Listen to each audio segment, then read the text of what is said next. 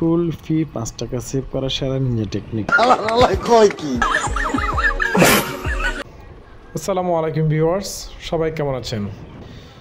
তো যাচ্ছিলাম খুলনা হয়ে বরিশাল, তা আবার এসেই না ফিরোজপুরের উপর দিয়ে, আর যেখানে আপনার একটা ব্রিজ আছে।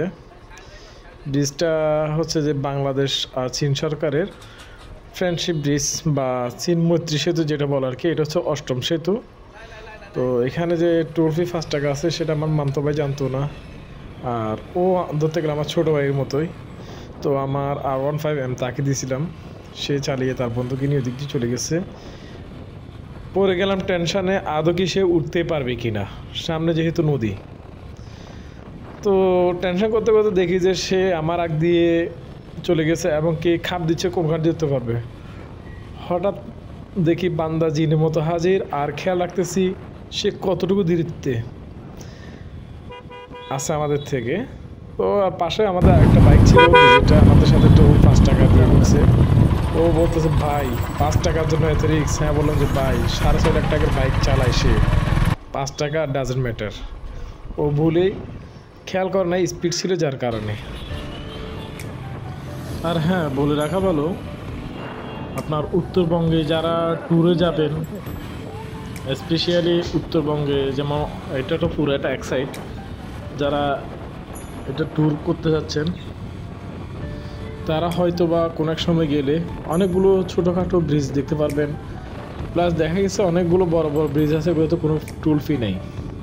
বাট আর দেখবেন যে একটা শাকের মতো ছোট একটা শাক, ওইটার মধ্যে টোল ফি আছে। হ্যাঁ, তো যার কারণে বলতেছি এটা আসলে বোঝা যায় না কোথায় কোনটাতে টোল ফি আছে কোনটা টোল ফি ছাড়া।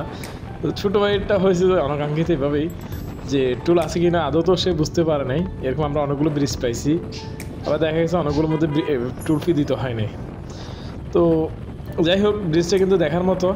আর যারা বরিশাল হয়ে এদিকে ঘুরতে যাচ্ছেন তারা অবশ্যই ব্রিজটা দেখবেন, মানে একটু খেয়াল করে নামবেন অবশ্যই, দেখবেন যে আসলে দেখার মতো ব্রিজটা। তো আমরা অনেকক্ষণ ঘুরছিলাম, আমরা প্লাস আমাদের ট্যুরের সময় এই ব্রিজ থেকে নেমে হাতের বাম পাশে একটা হোটেল পাইছিলাম, ওইখানে লাঞ্চ করছিলাম। অবশ্যই সবাইকে একটা কথা বলে রাখি, সেফলি রাইড করবেন, ভালো থাকবেন, আর আল্লাহ আল্লাহ করে অবশ্যই আল্লাহ তাআলার সৃষ্টিগুলো দেখবেন, উপলব্ধি করবেন। রাইড সেফ অ্যান্ড কি আর বলবো, রাইড সেফটি হচ্ছে আমাদের জন্য সবচেয়ে পারফেক্ট বিষয়। ভালো থাকবেন, দোয়া করবেন। আল্লাহ হাফিজ।